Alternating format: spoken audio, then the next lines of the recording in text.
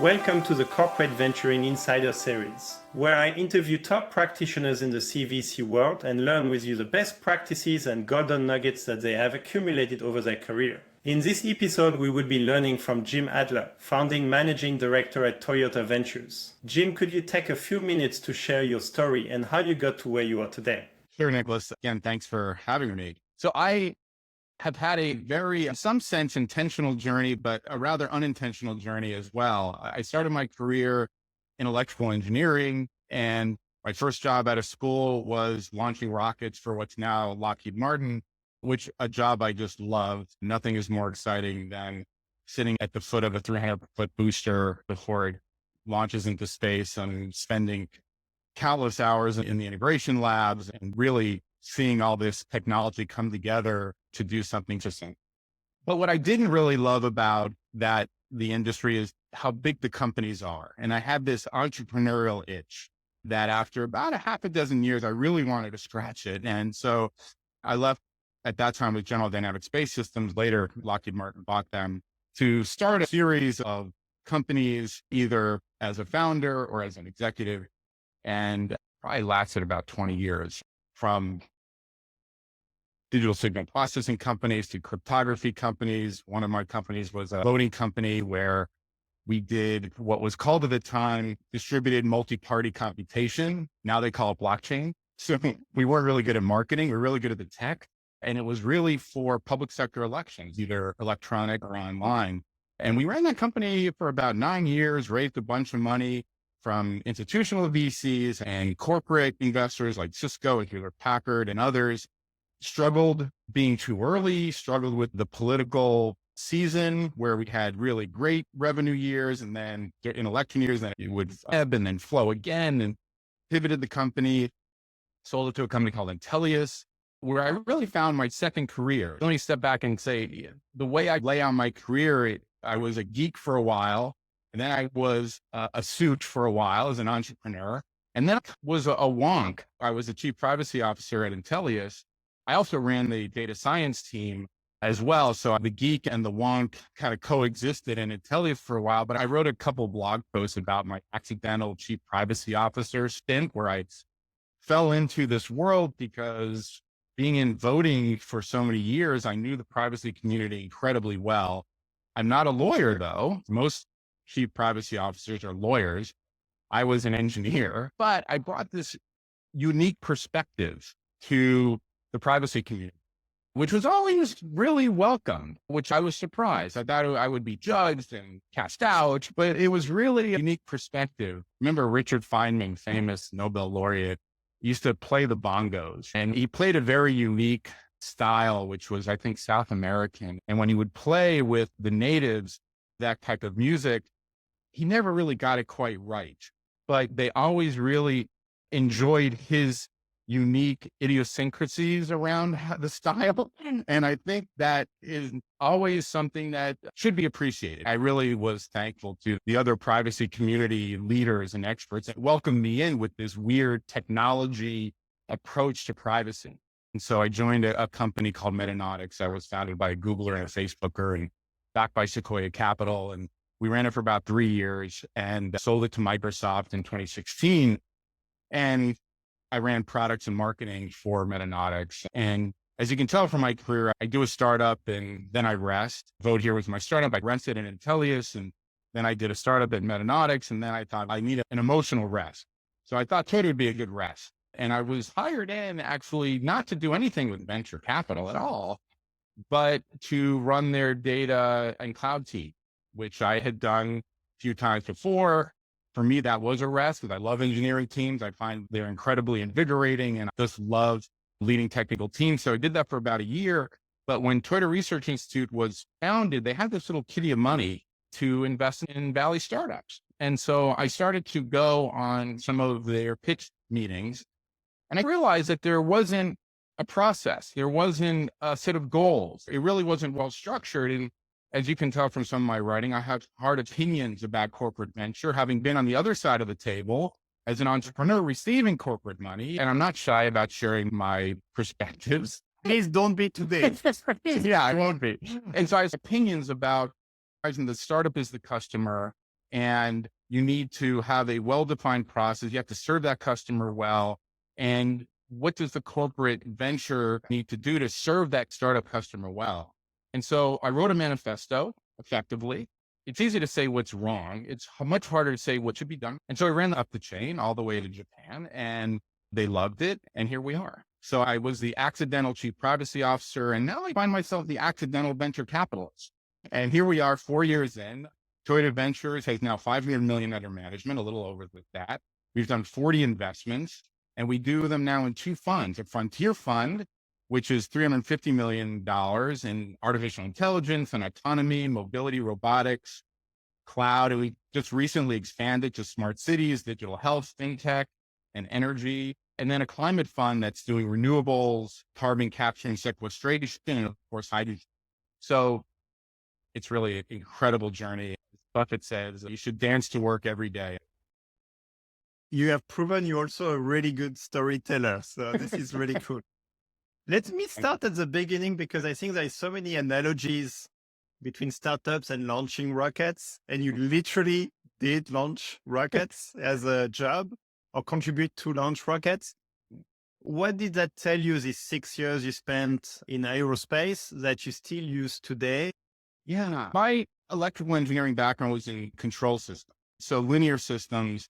And what I realized, everything is, whether it's a physical system or a psychological system or a business system or a legal system, these are all systems. And if you try to understand the dynamics of that system, you can actually get the performance out of the system that you desire. That has been through my career, that I'm a generalist. Clearly, I started off in engineering, and here I am investing, and there was legal and privacy along the way, but they're all systems. My first year of college, I was pre-med, and I thought my father was a doctor, my grandfather was a doctor, and I was supposed to be the third generation of physician. And I really got to the point where I just realized I did not really want to be around sick people my entire career. It was just hard for me. You get really attached, and I just couldn't fathom being around that kind of difficulty my whole career. And I rebelled, and I said, I'm going to be an engineer. And my dad, he didn't know what an engineer was. He thought I'd be driving a train, maybe. Wasn't quite sure what engineers did. But then it's funny, both of my father and my grandfather, they're internists. They're not surgeons.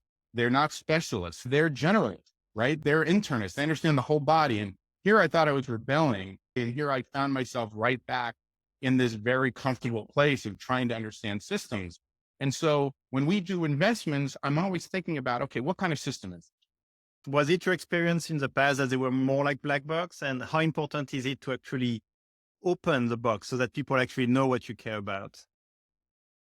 I think that humans' behavioral system really react much better to expectations that are clearly articulated and then met or over met. And so I think when you have black boxes, you build in uncertainty into the interaction. And uncertainty, they say about business, what do the markets hate? It's not the markets hate bad news or good news. Markets hate uncertainty. And markets hate uncertainty because people are involved in the markets, and people hate uncertainty. If you give me the bad news, at least I know what to do. And of course, if you give me good news, I know what to do. But if you don't tell me anything, I don't know what to do. And so if I'm going to trust the people I'm going to choose to do business with, and I want those people to choose us to do business with, they need to understand what motivates us. They need to understand what our expectations are. We want to understand what their expectations of us are. And if you do that from arm's length and from behind a veil, I don't think that works. And I think being at Toyota, where we are transporting people's loved ones, their most precious thing in the world every day, we are a very transparent culture in many respects because we can't hide. And there's several things about Toyota that have really impressed me in surprising ways. And that's been these sort of cultural threads of transparency and humility that have translated into our approach to venture very well, where entrepreneurs, they don't have room for error. I've had really great corporate investors and I've had terrible ones. I had a corporate investor that almost killed my company inadvertently. They just didn't know what they were doing. They bear hugged me, almost put me out of business. I never wanted Toyota to be that kind of investor. I wanted Toyota to be a respectful, responsive investor that, to use my medical roots, first do no harm. Corporate investors should not do harm. So many corporates, they're a black box and they don't understand, and they're not humble enough to understand the startups, and therefore they do things they shouldn't do. So actually, Toyota is an amazing company. Many books are written about the Toyota way of doing things. Clearly, they are open and humble, which is really a rare combo. How much of that DNA helped you to create Toyota Ventures the way you want it to do, which is indeed transparent, humble, and all of that? I think it was this serendipity that I wasn't going to get into corporate any other way. And so it's not like I knocked on Toyota's door and said, I want to be your corporate venture guy. I never said that. It was this sort of accident of they wanted to do more in the Valley. I had some strong opinions. How do you handle the impedance match, or what recommendation would you give to the audience to understand the impedance match, but also to know when to act and when maybe not to go too fast? Think of your corporation as a cell, a biological cell, and that's the corporation. And the startups are these nutrients potentially outside the cell. And the venture group sitting on the semi-permeable membrane between the two. And your job is to bring these nutrients into the cell. And almost as a host, right? You're the host that's going to bring this nutrient into the cell. And then pieces in the cell are going to actually utilize those nutrients. Some of those nutrients will not be effective or desirable to certain of those organelles inside the cell. The corporation is very much a cell, and these organelles are these business units. And the job is to figure out which nutrients map could be utilized by which organelles. And so at a place as big as Toyota, place where the metaphor breaks down is these cells and nutrients are evolving very quickly. And the nutrients are evolving very quickly. The startups are evolving very quickly. So when we introduce a company to these business units, sometimes certain groups want very mature partners. And so we recognize that we want to put these startups on their radar. We want to introduce them, and then we want to provide them updates, because these startups evolve very quickly. They're not static. They're more like stem cells, and you don't never know what they're going to turn into over time. So certain business units that require more maturity, we want to be in the introduction and update mode. And then certain groups within the corporation are going to be very hungry for innovation. We have some groups that are incredibly hungry. They want to see the startups almost when we see them. And they want to introduce them. They have innovation programs. They want to bring them into their labs. They want to figure out what works, what doesn't work. We've had startups go through this process, and now they're involved in multi-group supplier relationships. But it started in a very humble way when the startup was much less mature, and then it grew over time. So I think the key is you grow these things over time. You don't just plop it down and say, hey, here's a startup. Do you like them or do you not? And they say, we don't, and then goodbye forever. No, you cultivate. You're a farmer, right? You grow these relationships, right? And sometimes you water a little bit more, you update. Now this thing is germinated. Now it's flowering. And pretty soon it's going to be an oak. From the corporate's perspective, you want to show them that arc of growth and demonstrate in many ways. Sorry to mix metaphors, but I will. We build bridges to the business unit. And some of these bridges are rope bridges. Some of them over time become stronger wood than suspension bridges, and between the innovation we're bringing in and how they can absorb that innovation. And we recognize that some groups, they're like on the rope bridge mode, and they're like, okay, we really don't want to connect too hard to this innovation because, man, we got quarterly numbers to hit and we just don't have time for that. Peace, man, that's okay. We're not here to win. We're here to help. And that's what's important. Again, be humble. We're not a hammer looking for nails. It's like jazz, more metaphors. We're here to work with you and figure it out and give you exposure over time. And I think it's not one size fits all. And you just have to have a thick enough skin where you're okay being rejected. Maybe that's my startup roots, right? My first company, I probably had to give more than 100 pitches before I got my first nickel. Okay to hear no. Failure is fine. Long as you learn from it, you manage your risk, it's okay too. It's a long life and there's always second acts. Let me ask a question. Can you explain to the audience the KPIs you believe really matter for CVC to be highly functioning and delivering on that promise to the entrepreneurs? So our model is really institutional VC or bust. So when in doubt, institutional venture capital has done a pretty good job unlocking disruptive and innovative companies over the last 60, 70 years. So let's break it up into financial return and strategic return, because you're right. It's not a choice. It's a false choice. So our KPIs on the financial side are institutional VC KPIs. What's your total value to paid in capital? What do your distributions look like? Those are relatively easy to understand. On the strategic side, it gets a little harder. But the way we think about it is we see maybe 1,000 companies a year, 800 to 1,000 companies a year into a funnel that comes out with 10 companies that we invest in every year, roughly. Of those companies, how many of them engage with Toyota at any level? POC, some kind of look, something that maybe is on paper, some contract, even if it's lightweight. The introduction strategic value. Are we giving exposure? Do any groups find any value? And granted, Toyota has the luxury of the law of big numbers, right? We have many BUs. There are some business unit within Toyota that says, oh yeah, I'll take a look. And then the next rung is how many actually get a look and how many actually have a more formal supplier relationship or a partner relationship with.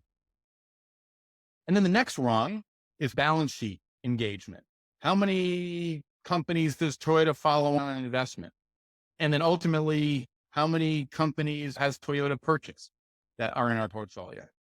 And so if you think about it that way, it's about giving the corporate parent exposure and then actual engagement, and just tally those numbers.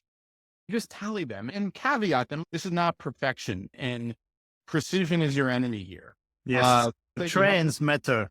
The trends matter. Are you resourcing this kind of engagement with the business units?